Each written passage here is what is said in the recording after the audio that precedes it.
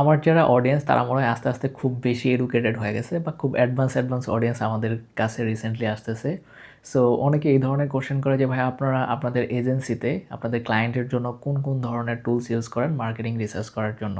So এটা একটা hack reveal করে দিচ্ছি আপনাদেরকে। সো এটা হলো যে আমরা বিভিন্ন টুলস ইউজ করি। সবার প্রথমত আমরা ফেসবুক অ্যাডস লাইব্রেরিটাই ইউজ করি অনেক বেশি।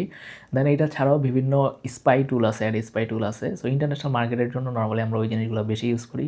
যেমন মিনিয়া আছে। আপনি যদি গুগলে যেয়ে সার্চ করেন যে অ্যাড স্পাই টুল, অনেক ধরনের টুলস পাওয়া যাবেন।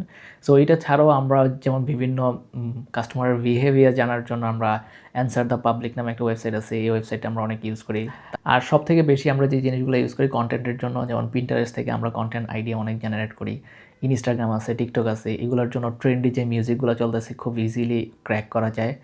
আর সব থেকে বেশি যেটা যদি আমরা বাংলাদেশ মার্কেটের জন্য করি, এইটা আমরা অনেক বেশি মজা পাই। সেটা হলো যে আমরা যে ইন্ডাস্ট্রি নিয়ে কাজ করি ওই ইন্ডাস্ট্রির জাস্ট কিছু কিওয়ার্ড লিখে আমরা ফেসবুকে সার্চ করে একটু ঘাটাঘাটি করি, কয়েকটা বিজনেস পেজে ঢুকি, জাস্ট কিছুক্ষণ পরেই দেখি যে আমরা অনেক অ্যাড আমাদের সামনে চলে আসতেছে। সো এইটা অনেক মজা লাগে। সো এইটা আসলে ফেসবুকে আমাদেরকে রিসার্চ করার জন্য অনেক হেল্প করে আসলে।